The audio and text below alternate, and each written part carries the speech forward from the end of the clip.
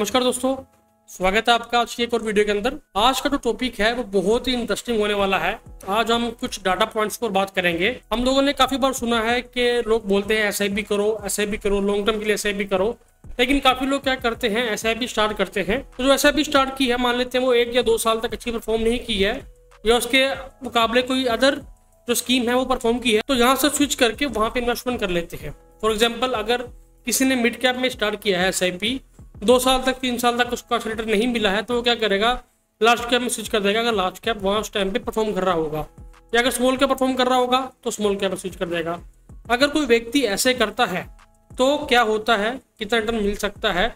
और जैसा कि आप जानते हैं कि अभी पिछले कुछ दिनों में मार्केट एकदम डोल रही है, ऊपर नीचे कर रही है, एकदम करेक्शन फेस में है, ना ऊपर जा रही है ना नीचे आ रही है, एकदम जहाँ पे थी वहीं पे रेंज बाउंड कर रही है पिछले 6-7 महीने से, या हम बात करें पिछले 1.5-2 साल में। तो ये वीडियो बनाने का मतलब यही था कि आपको बताया जाए कि अगर मार्केट कहीं भी नहीं जाती है, अगर लंबे समय तक वही रहती है, तो उससे क्या होता है, हम इसको डाटा पॉइंट के साथ समझेंगे।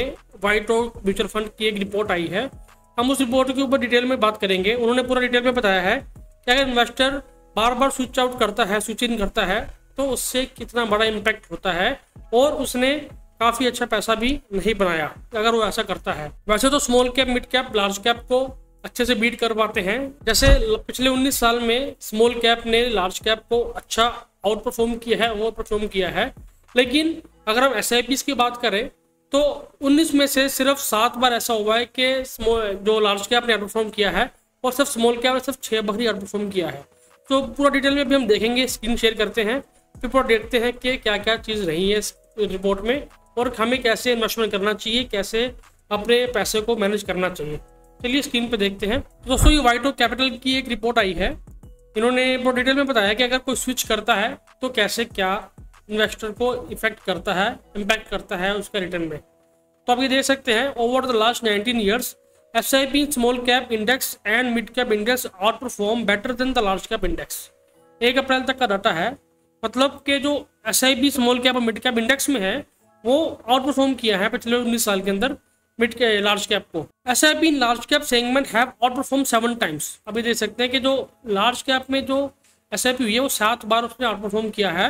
लेकिन अगर वहीं हम बात करें स्मॉल कैप और मिड कैप की, इन्होंने सिर्फ 6 टाइम्स आउट परफॉर्म किया है लार्ज कैप को, अगर हम बात करें तो अभी हम थोड़ा केस स्टडी से समझते हैं कि अगर केस स्टडी, अगर कोई इन्वेस्टर पैसा, अगर किसने स्मॉल कैप में, मिड कैप में इन्वेस्टमेंट स्टार्ट की है, अगर वो उसमें डटे रहता है, उसको चेंज नहीं करता है, तो उसको कितना रिटर्न मिल सकता है। और हम इसको हिस्ट्री में रियल डाटा के साथ चेक करेंगे। 2006 से लेके 2024 तक का डाटा हम चेक करेंगे डिटेल में कि हर साल में कौन कौन सा इंडेक्स या कौन कौन सी कैटेगरी परफॉर्म की है, और अगर इन्वेस्टर स्विच करता है तो उसको कितना कैसे रिटर्न मिला है या कैसे क्या हुआ है। तो अभी देख सकते हैं, हम पहले केस स्टडी 1 पे आते हैं। आप ये केस स्टडी 1 देख सकते हो कि यहाँ पे फाइनेंशियल ईयर है और यहाँ पे बेस्ट परफॉर्मिंग इंडेक्स है कि कौन सा इंडेक्स कब परफॉर्म किया। अगर हम 2006 की बात करें तो मिड कैप इंडेक्स अच्छा परफॉर्म किया 2006 में। तो देखिए एसआईपी 2006 में स्टार्ट हुई, 2007 में लार्ज कैप अच्छा परफॉर्म किया था, तो एसआईपी क्या किया, लार्ज कैप में हमने मूव कर दिया इन्वेस्टर ने।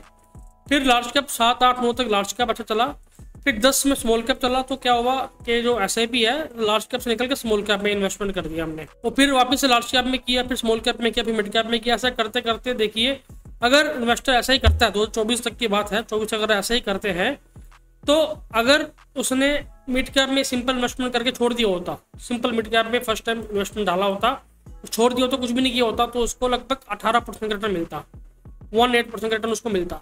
अगर वो स्विच कर रहा है, बार बार मिड कैप में जा रहा है, स्मॉल कैप में जा रहा है, लार्ज कैप में जा रहा है, मार्केट को टाइमिंग करने की कोशिश कर रहा है, तो उसको सिर्फ 15.5% का रिटर्न मिला है। ये आप देख सकते हैं, 15.5% का। अगर हम बात स्मॉल कैप की बात करें, स्मॉल कैप में भी अगर आप कंसिस्टेंट रहते हैं, आपने स्मॉल कैप जिस फंड में या जिस कैटेगरी में पैसा लगाया उसी में रहने देते हैं, वापस बार चेंज नहीं करते हैं, तो आपको लगभग 16% रिटर्न मिला है। अगर आप वही स्विचेस करते रहते हैं, बार बार लाइन चेंज करते रहते हैं अपनी, तो वहाँ पे आपको 15% का रिटर्न मिला है। तो इस डाटा से हमें ये देखने को मिला है कि अगर हम एसआईपी कर रहे हैं तो हमें लंबे समय तक करनी चाहिए।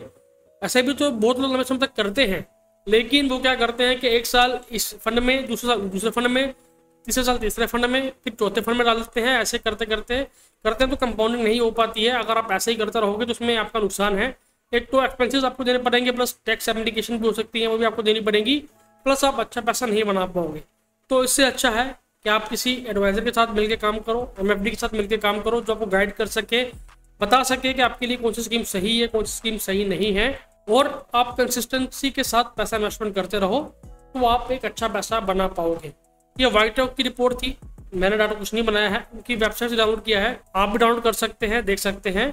तो जो रिपोर्ट में बताया गया है मैं वही बता रहा हूँ। तो आई होप कि आपको वीडियो अच्छी लगी होगी। अगर आप मेरी ब्रॉडकास्ट व्हाट्सएप की ब्रॉडकास्ट लिस्ट में ऐड होना चाहते हैं तो अपना नाम, मोबाइल नंबर और सिटी मुझे व्हाट्सअप करें। नंबर आपको स्क्रीन पे दिख रहा होगा, तो मैं आपको अपनी व्हाट्सएप ब्रॉडकास्ट लिस्ट में ऐड कर दूंगा। यदि आपको म्यूचुअल फंड को लेके, इन्वेस्टमेंट्स को लेके कुछ भी पूछना है, कुछ जानना है, तो आप मुझसे बेझिझक होकर बात कर सकते हैं। आप जानते हैं मैं आपके तौर सर्टिफाइड MFD हूँ, तो आपको गाइड कर सकते हो उस चीज़ में। आप इन्वेस्टमेंट मेरे साथ स्टार्ट भी कर सकते हैं। और अगला वीडियो किस विषय में जाते हैं वो कमेंट करके बताएं, तो हम अगला वीडियो भी इस विषय पर लेके आएंगे। तब तक के लिए गुड बाय, टेक केयर।